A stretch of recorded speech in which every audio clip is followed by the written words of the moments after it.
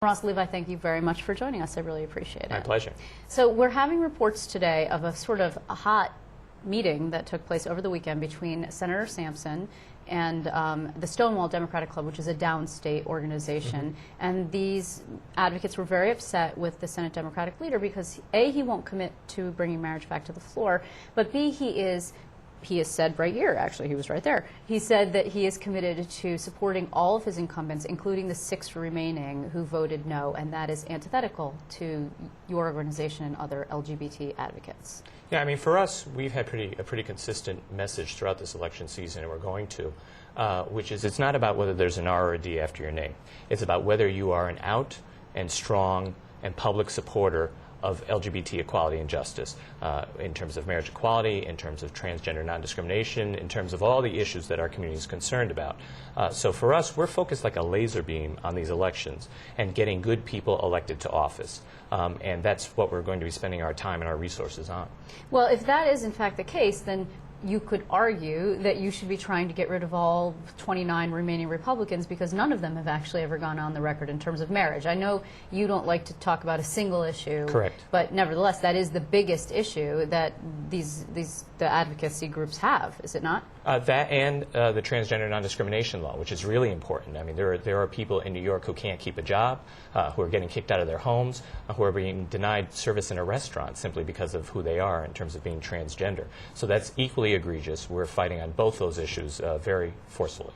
Well, we've looked at, right before we walked in the door here, looked at some of your endorsements, and in 3 cases you're backing Democratic challengers against incumbent Democrats who Sampson is supporting. And does that not set you up for sort of a war with him, for lack of a better word? I don't think so. I mean, we are having a good working relationship with Senator Sampson right now.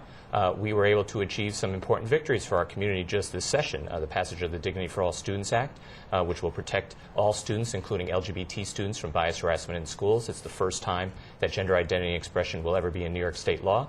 We achieved a law that allows us to jointly adopt children, to get bereavement leave, to be able to make medical decisions for each other when we can't, these basic things that families rely on. So those are important victories that we've achieved just this session, even in this really difficult political environment. Clearly, we haven't been making progress as quickly as we need to. These are literally life and death issues. And so we need to move faster. And that's why we're using this election process, democracy in action, to get the change we need to get. But you have changed your tactic. In other words, in 2008, more than $1 million came into the Senate Democratic Campaign Committee's coffers. That was, from gay money, if you will, like from the Guilt Foundation's political action arm, from ESPA, from your organization, from other individual donors who are actually quite wealthy. And there were all over the country. There were donors who came not just from New York, but from California, from wherever they might be.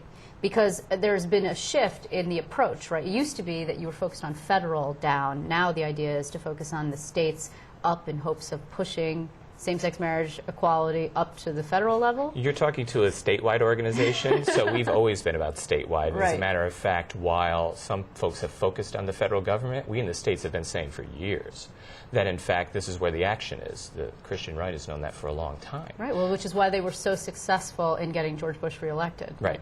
And so from our perspective, no, there is no change from the Pride Agenda's perspective about federal down. We've always known that the 1,324 rights and responsibilities that come to a married couple as soon as they say, I do, those come from New York State.